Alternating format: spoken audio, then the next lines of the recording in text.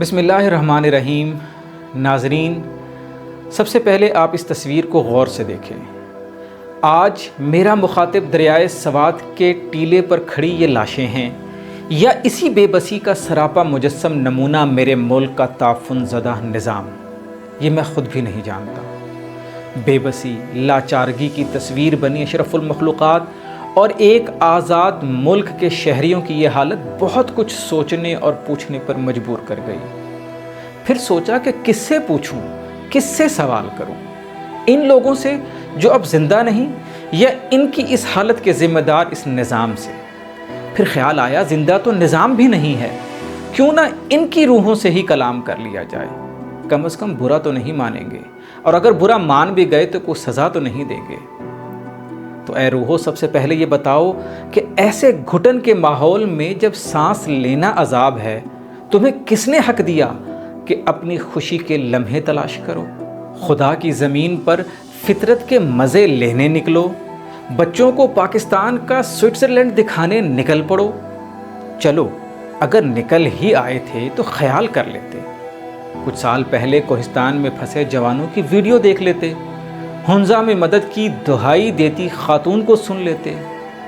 اچھا چلو یہ نہیں دیکھا تو راستے میں دکانوں اور گھروں پر کھڑے سیکیورٹی گارڈز بھی تمہیں نظر نہیں آئے؟ امیروں کی چھتوں پر لگی بڑی بڑی سولر پلیٹوں پر بھی تمہاری نظر نہیں پڑی؟ اچھا کوئی پرائیویٹ ہسپتال تو ضرور دیکھا ہوگا؟ ارے بھاری بھرکم فیسوں والے پرائیویٹ سکول سے تو واقف ہی ہوگے نا؟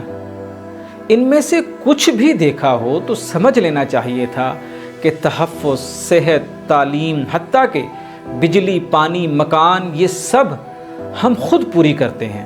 تو جب سیر کے لیے نکل رہے ہو تو کسی ناگہانی صورتحال سے نمٹنے کے لیے پیش بندی اقدام بھی تو خود ہی کر لیتے۔ بہت بڑی غلطی کرتی۔ تم لوگوں نے ریاست پر بوجھ ڈالنے کا سوچ لیا، جس کا کام صرف خبر دینا ہے، تحفظ دینا نہیں۔ اگر یہ غلطی نہ کی ہوتی تو یقیناً تم اپنے ساتھ لائف جیکٹ، ایمرجنسی بوٹ، رسے اور وہ سی ایم کے پی نے کیا کہا، تمبو ضرور لے کر جاتے۔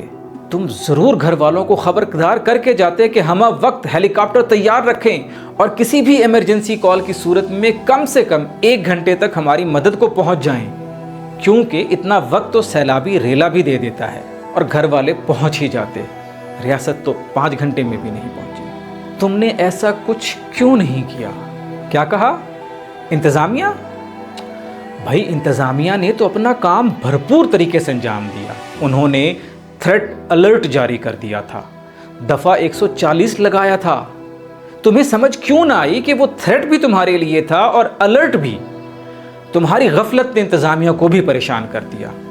اب دیکھو، انتظامیہ کمال جانفشانی، ذمہ داری، ہنرمندی اور سرکاری وسائل کو تم پر نچھاور کر کے تمہاری لاشیں اکٹھی کر رہی ہے۔ وہ بیچاری اور کیا کرے؟ اے مرنے والو، تم خوش نصیب ہو کہ تم اس زندہ نظام کی بدبو سے آزاد ہو گئے۔ اب تمہیں کوئی تھریٹ الرٹ نہیں ڈرائے گا، کوئی وعدہ، کوئی دعویٰ، کوئی بیان تمہارے زخم پر نمک نہیں چھڑکے گا، مگر تمہاری وہ بے بسی، وہ لمحہ جب ایک ایک کر کے ہاتھ چھوٹے، جب بچے ماں کو پکارتے رہے، جب باپ پانی کے سامنے ہار گیا، جب تم نے اپنے پیاروں کو اپنی ہی آنکھوں کے سامنے بے رحم موجوں کے سپرد کر دیا، تم تو بس بہہ گئے۔ ہم اب بھی اسی ٹیلے پر کھڑے ہیں اور اپنی بے بسی کا تماشا ہم خود دیکھ رہے ہیں۔